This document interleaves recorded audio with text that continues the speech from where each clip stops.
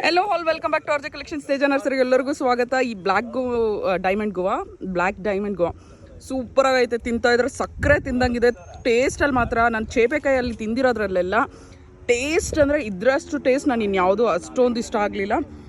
ಆ್ಯಕ್ಚುಲಾಗಿ ಚೆನ್ನಾಗಿರುತ್ತೆ ಡೈಮಂಡ್ ಗೋವಾ ಕೂಡ, but black diamond ಅಂತೂ ಸಕ್ಕರೆ ತಿಂದಂಗೆ ಇದೆ. ಯಾರಿಗಾದ್ರೂ ಬೇಕು ಅಂದರೆ ನೋಡಿ, ಈ ರೀತಿ ಇರುತ್ತೆ ಹಣ್ಣು. ನೀವು ಕಟ್ ಮಾಡಿದಾಗ ನಾನು ತಿಂತಾಯಿದ್ದೀನಿ ಆಲ್ರೆಡಿ.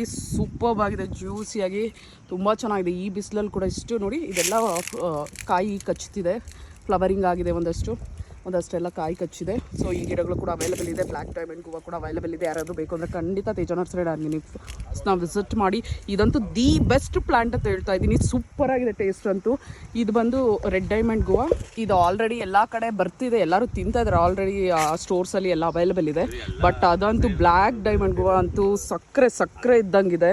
ಸೂಪರ್ಬ್ ಆಗಿದೆ ಟೇಸ್ಟ್ ಅಂತೂ. ಖಂಡಿತ ಟ್ರೈ ಮಾಡಿ. Thank you so much. Bye.